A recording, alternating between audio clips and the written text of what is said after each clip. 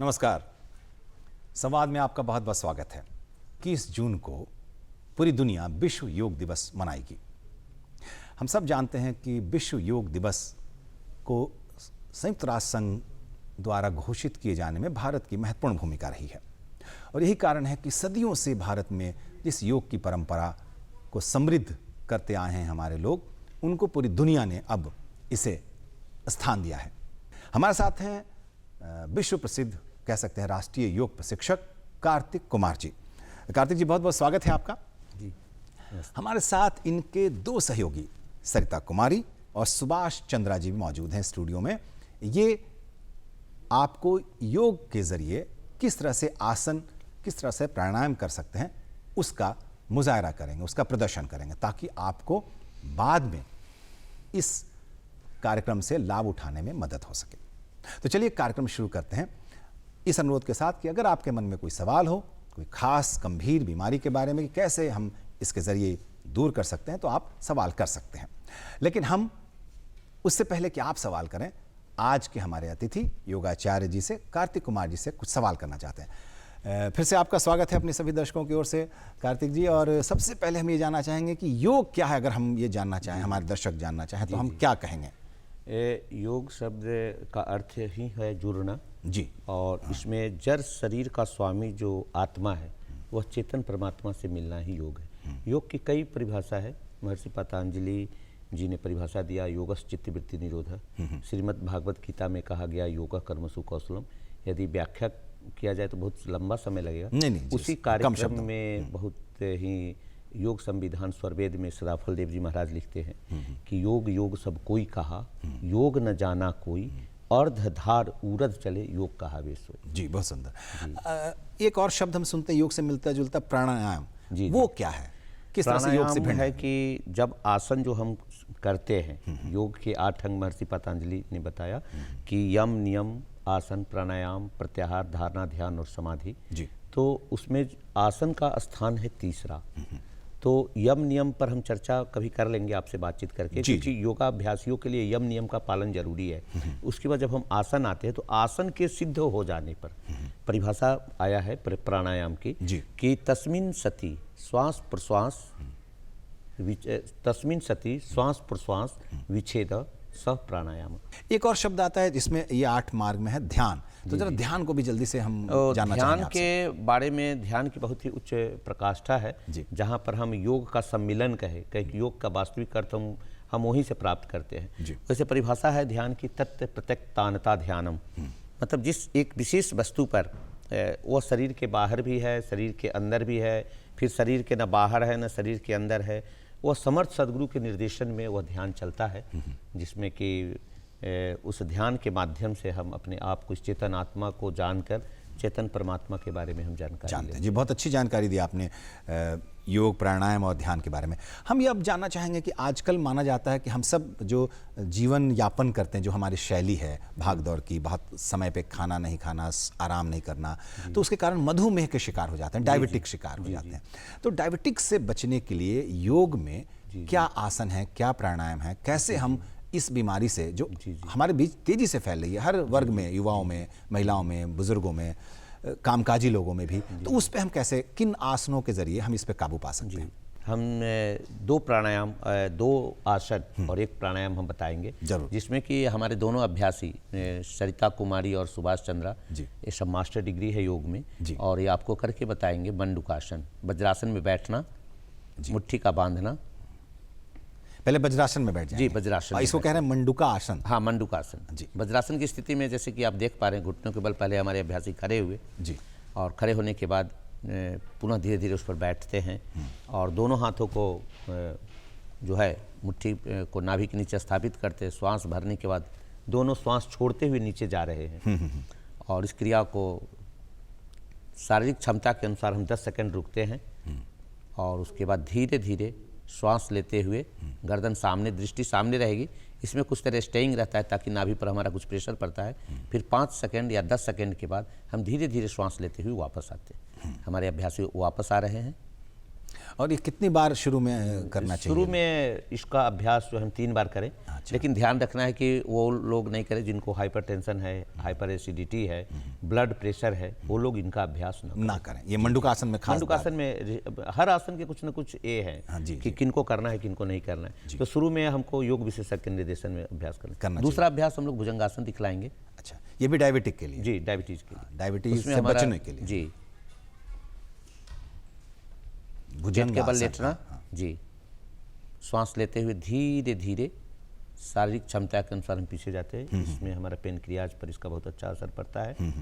वैसे ये अभ्यास कमर दर्द के लिए भी लाभकारी है जी जी, लेकिन इसे डायबिटीज में भी इसका प्रयोग किया गया है। पुनः श्वास छोड़ते हुए धीरे धीरे नीचे आएंगे और इस अभ्यास को 3 बार अभ्यास ही करेंगे शुरू में। जी जी, फिर धीरे धीरे बढ़ा सकते हैं। धीरे धीरे बढ़ा सकते हैं 3 बार। एक बार और, पुनः धीरे धीरे वापस आएंगे जी। इसके बाद प्राणायाम में अगर हम लेते हैं तो कपालभाति प्राणायाम करके दिखा देंगे हमारे अभ्यासी। हाँ, सुखासन में बैठ जाना। कपालभाति में जैसे कि मोमबत्ती अगर हम जला लिए नासिका के नीचे और उसको हम नाक से अगर बुताएं, अच्छा अच्छा अच्छा, आराम से इसको करना है। 1 2 3 स्टॉक आप लोग करके दिखाइए कपालभाति का प्रदर्शन। कपालभाति जी जी, मतलब नासिका से श्वास अगर हम श्वास छोड़ना है और ऐसा छोड़ना है कि जैसे मोमबत्ती जल रही है तो उसको हम बुझाएंगे। हाँ, आंख बंद करके अभ्यास करेंगे इसका। हाथों को ज्ञान मुद्रा में रख के आप दोनों अभ्यासी को देखिए, सहजता से अभ्यास जी जी श्वासों का छोड़ना हो रहा है।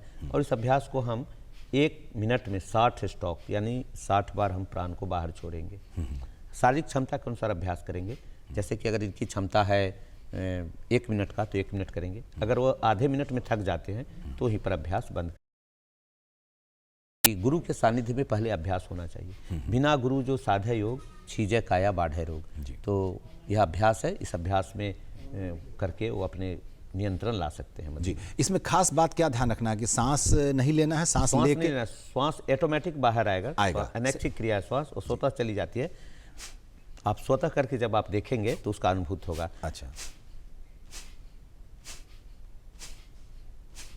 आराम से करना है। सुबह में खाली पेट करना है नित्य क्रिया के बाद। अगर आप शौच आदि से निवृत्त नहीं हुए हैं तो अभ्यास नहीं करना है। जो हमारा योगाभ्यास का जो प्रिकॉशन है उसको ध्यान में रखना है। किसी प्रकार का कीलदार पदार्थ, मोबाइल इत्यादि, पैसा या चाबी का रिंग इत्यादि ये नहीं हो। खुले वातावरण में हो, वातावरण खुला हो, तब उसका लाभ पूरा मिलता है। इस ढंग से अभ्यास, रिलैक्स जी। ये डायबिटिक के 3 आपने बताया जी। इसके अलावा भी और कोई जिससे डायबिटिक में मदद मिले? जी जी, ऐसा मतलब खान पान के साथ? वैसे तो और है, जैसे सूर्य नमस्कार है, आपका मर्कटासन है, उष्ट्रासन है। जो हमारे पीछे झुकने वाले जितने आसन है वो डायबिटीज के लिए लाभकारी है। यानी जिस आसन से पेनक्रियाज पर असर पड़े वो, हाँ, वो डायबिटिक में तो बहुत आसान है ये और बहुत सहज है। इसको सहजता से खान पान में हम चेंज करके और दैनिक जीवन में जैसे कि हम योग को अगर ला दे तो निश्चित रूप से हमारे अंदर शुद्धता और पवित्रता बढ़ेगी। जी कार्तिक जी, हम और भी कुछ सवाल है मेरे मन में, वो हम करते रहेंगे, लेकिन हमारे एक दर्शक जुड़े हैं, पहले उनसे उनका सवाल ले लेते हैं। हेलो जी, अपना नाम बताएं, कहाँ से बोल रहे हैं? मेरा नाम सूर्य जी से बोल रहा हूँ। हाँ, कहाँ से? पटना से। हाँ, बहुत स्वागत है आपका जी। सवाल करें कार्तिक जी से। अगर कोई योगाभ्यास से संबंधित, कोई योग से संबंधित, प्राणायाम से संबंधित किसी बीमारी से कोई ताल्लुक रखते हुए कैसे हम बचें, अगर कोई मन में सवाल है तो आप कर सकते हैं, स्वागत है। सर मेरा सवाल ये था कि क्या हम खाना खाने के बाद भी योग कर सकते हैं? खाना खाने के बाद भी योग कर सकते हैं? जी। हाँ गुरुजी, ये एक बड़ा अच्छा सवाल है। जैसे आपने कहा कि सुबह में खाली पेट करना है, तो खाना खाने के कितनी देर बाद हम इस तरह के? सर एक आसन जो है तो बड़ा ही हमारे अभ्यासी आपको करके बताएंगे जी। वज्रासन एक ऐसा अभ्यास है, उसको अपवाद कहा जा सकता है। वो खाना खाने के बाद ही के तुरंत बाद ही करना है। अभ्यासी करके आपको वज्रासन दिखाएंगे। दोनों अभ्यासी के मुख आमने सामने होंगे ताकि पैर की स्थिति पता चले कि कैसे पैर की स्थिति। दोनों पैर में अंगूठे सटे रहेंगे और आराम से धीरे धीरे बैठेंगे ताकि आप देख पा रहे हैं कैसे हमें बैठना है। स्थिरम सुखम आसनम, स्थिर सुखपूर्वक स्थिति को आसन कहते हैं। शरीर में कहीं कोई कष्ट नहीं हो। अगर जो गठिया से ज़्यादा ग्रसित है और उनको घुटनों में दर्द है और पाचन को भी देखना है तो ऐसे अभ्यासी को वज्रासन नहीं कराएंगे। जी। तो हर आसन के अपवाद हैं, हर रोग में अपवाद हैं। तो इसमें वैसे लोग नहीं करें जिनको परेशानी है। जी, इसमें श्वसन क्रिया कैसे सामान्य रहेगी, आंखें बंद रहेंगी। भोजन के बाद हम 10 मिनट बैठे, अगर समय आपके पास 10 मिनट नहीं है भोजन के बाद तो 5 मिनट ही अभ्यासी बैठेंगे। इसके क्या क्या फायदे हैं?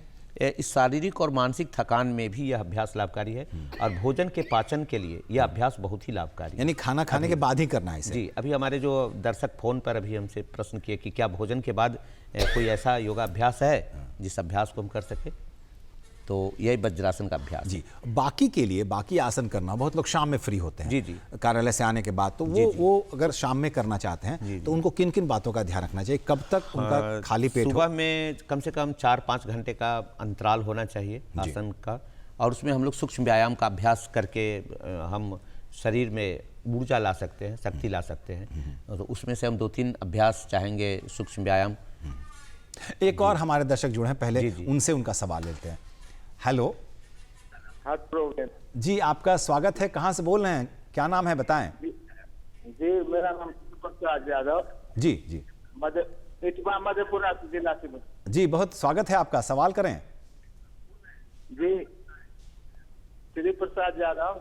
जी हाँ दिलीप जी, आप अपना सवाल करें। कार्तिक जी जो हमारे योग गुरु हैं इस वक्त आपके लिए उपस्थित हैं। जी जी, हार्ट प्रॉब्लम के लिए कौन सा? हृदय रोग के लिए, हृदय रोग संबंधी कोई योगाभ्यास है गुरुजी, या फिर अगर जिनको हृदय रोग है उनको किन योगाभ्यास से बचना चाहिए? ये दोनों सवाल का जवाब आप। तो हृदय रोग में है उनको कठिन अभ्यास नहीं करने हैं जी, बहुत ही सूक्ष्म PM1 जो है पवन मुक्तासन का भाग 1 में 10-12 अभ्यास है जिसमें जॉइंट्स के अभ्यास है।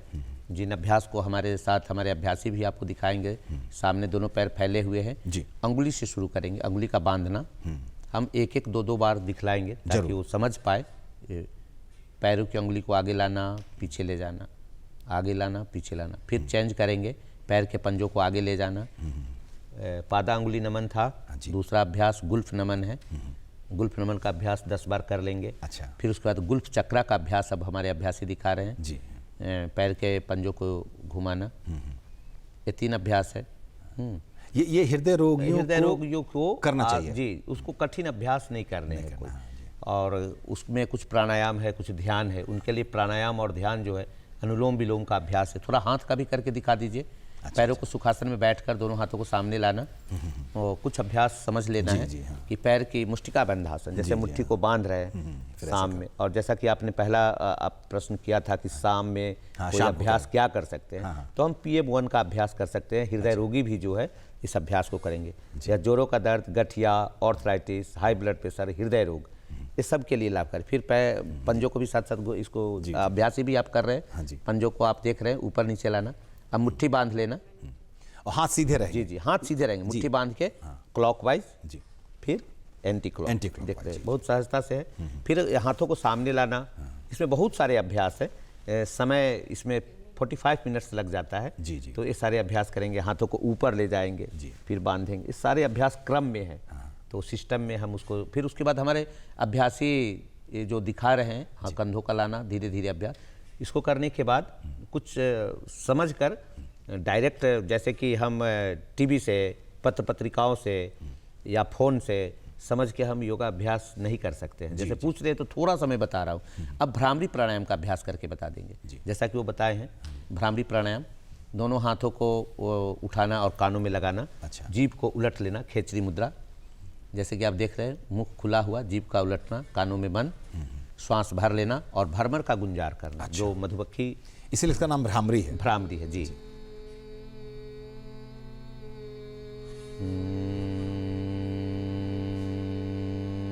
सहज भाव में ये आवाज होगा। जी जी। और ऐसा 5 से 10 बार करेंगे तो उनको बहुत शांति महसूस होगा। और अंत में फिर ध्यान। जैसे भ्रामरी का 10 बार अभ्यास कर लिए, 10 बार भ्रामरी का अभ्यास करने का, सुबह में खाली वातावरण में एकदम बिल्कुल शांत वातावरण, उनको तनाव में नहीं रहना है, चिंता में नहीं रहना है, हल्का भोजन लेना है, ये सब बहुत सारी बातों उसके साथ दूर। अब थोड़ा सा ध्यान, आप देखिए मेडिटेशन भी है। मेडिटेशन की कई प्रणाली है जी, जिसमें चाचरी मुद्रा, खेचरी मुद्रा, अगोचरी मुद्रा, भूचरी मुद्रा, उसमें हम लोग विहंगम योग की प्रथम कोटि की एक साधना है जो चाचरी मुद्रा, वह भी बतलाते हैं। उससे मन शांत एकाग्र हो जाता है। फिर योग निद्रा है, योगा में एक सावासन है, वह ध्यान में से जाने से पूर्व हम योग निद्रा कर ले तो बहुत अच्छा लाभ मिल जाता है उससे। जी जी चलिए, ये इसके बाद हम आजकल जो और भी जो हमारी शारीरिक जो व्यवस्था है उसमें कमर दर्द की शिकायत बहुत बढ़ती है। ज़्यादा भाग दौड़ के कारण हो सकता है, बाइक चलाने के कारण, स्कूटी चलाने के कारण, या फिर कार चलाने के कारण, ज़्यादातर एक अभ्यास में हम बैठते हैं, एक तरह से बैठते हैं पोस्चर में, तो उसके कारण कमर दर्द की शिकायत बहुत होती है। क्या ऐसा कोई योग या अभ्यास या प्राणायाम ऐसा कुछ है जिससे हम कमर दर्द की जो हमारी दिक्कतें आती है उस पर काबू पा सकें? जी, बहुत सुंदर अभ्यास है। इसके 2 अभ्यास बहुत सुंदर से लाभ दे पाता है। मरकटासन। अच्छा। हमारे अभ्यासी आपको दिखलाएंगे पहले मरकटासन का अभ्यास। जी, मरकटासन। जी।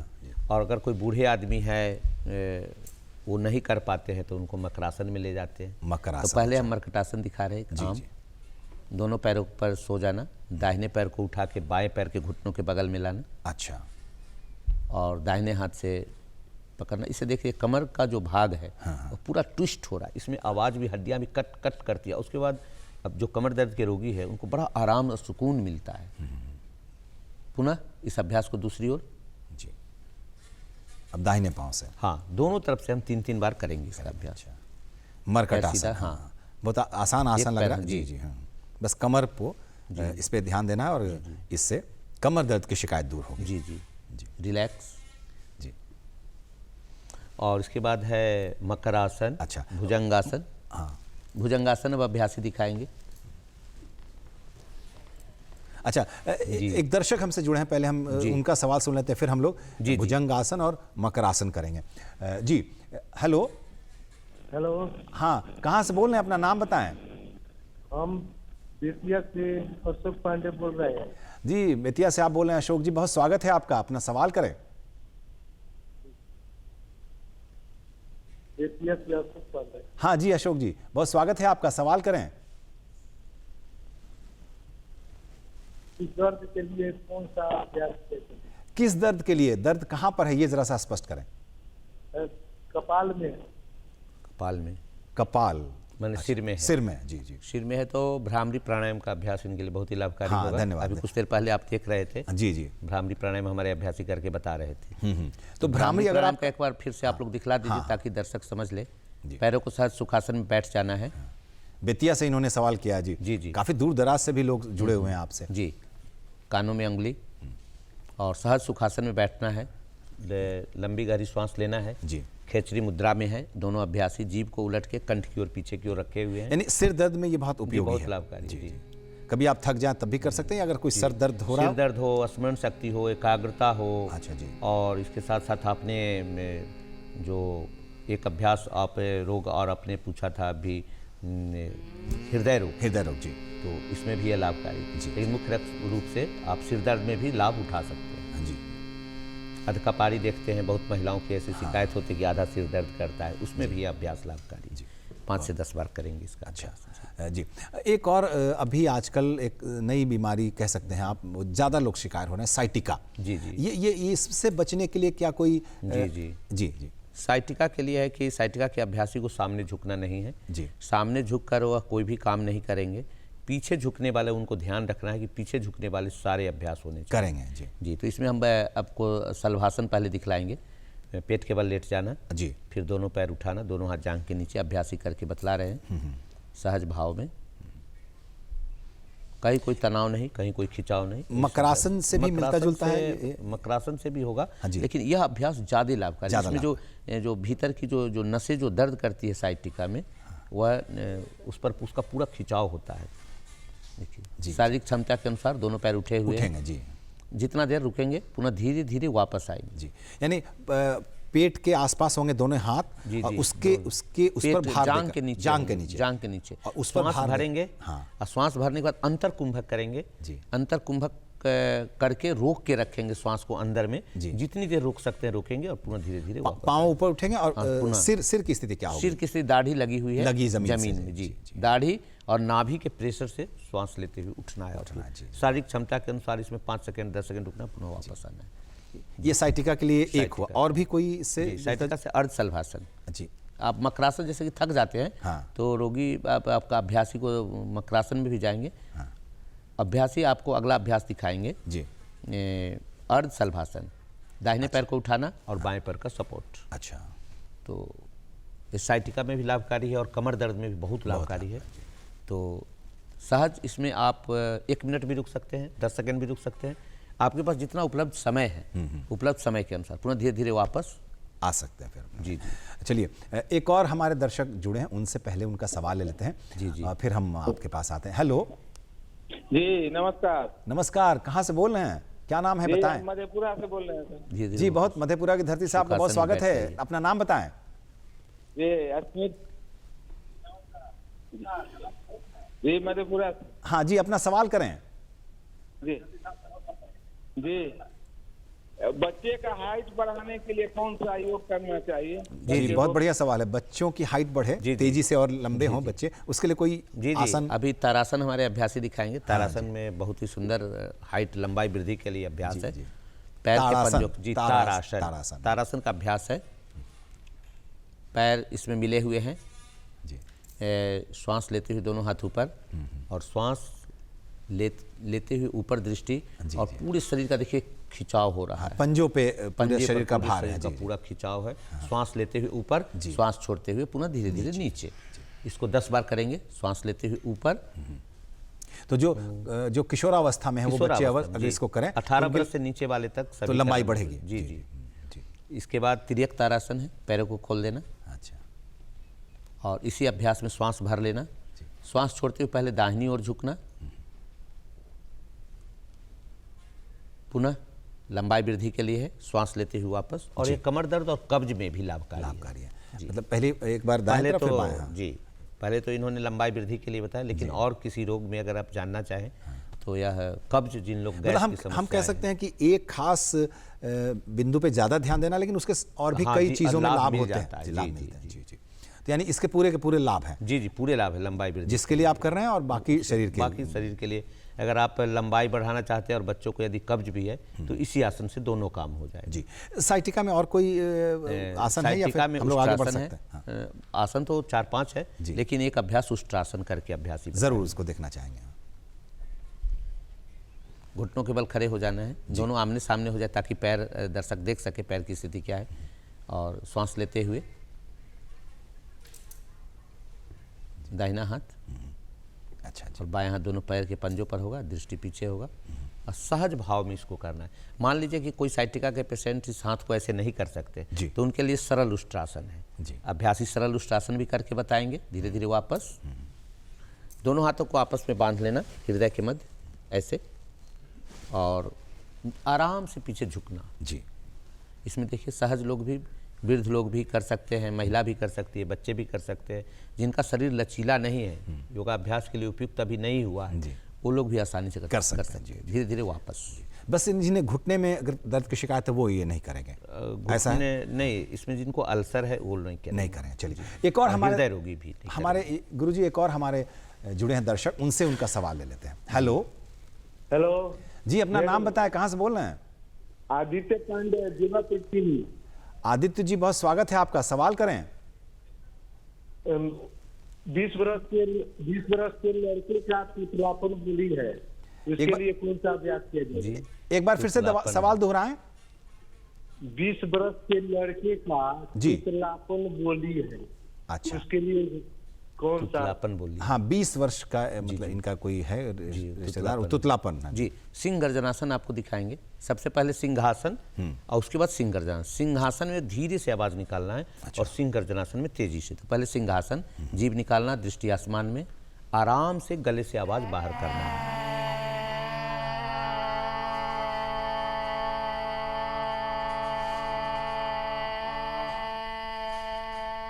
अब ये सिंहासन था, अब सिंह गर्जनासन करेंगे। बहुत हाई लेवल पर आवाज निकालना है गले से। एक बार और करके दिखाइए। इससे तुतलापन का अभ्यास दूर होगा। साथ में साथ उज्जयी प्राणायाम भी है। एक प्राणायाम आप लोग उज्जयी दिखा दीजिए। इसमें गले से संबंधित किसी भी तरह का जो विकार है दूर होते देखा गया है, बहुत आराम मिलता है। चलिए, हमारे अब दोनों अभ्यासी सुभाष चंद्रा जी और सरिता जी, आप इस अभ्यास को दिखाएं। उज्जयी में गले संकुचित हो जाता है और प्राण को हम खींचते हैं धीरे धीरे 3 बार। उसके बाद लंबा खींचने के बाद दाढ़ी को हम नीचे चिन को नीचे दबा देते हैं। तो इसको कैसे कर सकते हैं, मतलब थोड़ा आराम से। कठिन लग रहा है? कठिन नहीं लग रहा है। जैसे कि बच्चे को विद्यालय में देखते हैं कि पढ़ने की जब स्थिति नहीं होती है गुरुजी से, तो वो एक नाटक करते हैं, गले को दबा के, जिसमें मैं भी बोल रहा हूँ, देखे बस यही क्रिया करना है।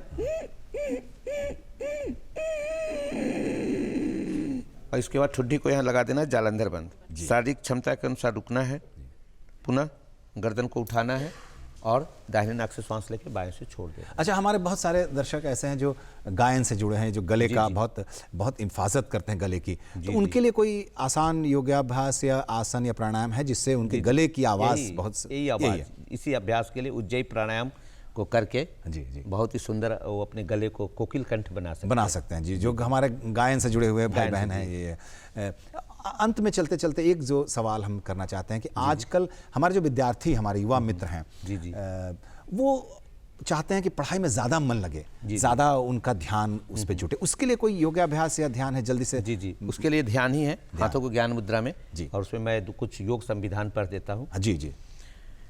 ब्राह्म मुहूर्त में अभ्यास करना है।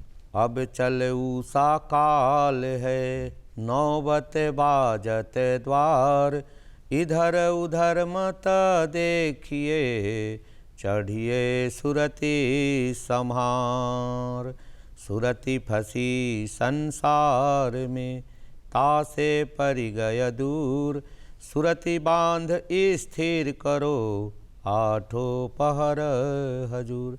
10 मिनट ब्राह्म मुहूर्त में यह ध्यान करना है, योग संविधान स्वरवेद पढ़ के, और विहंगम योग की ध्यान प्रणाली जो है एकाग्रता के लिए और स्मरण शक्ति बहुत ही अच्छी विधि है। जी, यानी विद्यार्थी इसका लाभ उठा सकते हैं। और जो हम तो देखते हैं कि आजकल खिलाड़ी भी योगाभ्यास के जरिए, ध्यान के जरिए अपना कंसंट्रेशन करते हैं खेल को सुधार में, खेल की और अच्छी पोजीशन में लाने के लिए। तो चलिए कार्तिक जी, बहुत अच्छी जानकारी आपने दी, और हम आपका भी धन्यवाद करना चाहेंगे। अपने दोनों हमारे जो सहयोगी हैं, सरिता जी और सुभाष चंद्रा जी, उनका भी हम धन्यवाद करना चाहेंगे। और चलते चलते अपने दर्शकों से ये ज़रूर कहना चाहेंगे कि पूरी दुनिया विश्व योग दिवस 21 जून को मनाएगी। हमारी जो प्राचीन, आप कह सकते हैं, विरासत है, परंपरा है, वो योग है, उसका लाभ हम ज़्यादा से ज़्यादा भारतीय ले सकें, ये भी कोशिश होनी चाहिए। माना कि हम बहुत व्यस्त हैं, माना कि हमें बहुत दबाव है काम का, अपनी दिनचर्या का, लेकिन थोड़ा वक्त अपने लिए, अपने भविष्य के लिए, अपने स्वस्थ जीवन के लिए ज़रूर निकालें। खान पान के साथ थोड़ा योगाभ्यास, थोड़ा प्राणायाम और थोड़ा अपना ध्यान पर केंद्रित करें, चाहे वो युवा हों, बुजुर्ग हों, महिलाएं हों, या फिर आजकल जो हम सब स्लिम होना चाहते हैं, हमारी युवा पीढ़ी स्लिम होना चाहती है, स्मार्ट होना चाहते हैं, वहाँ भी योग हमें फ़ायदा देता है, हमें बहुत उपयोगी है हमारे लिए।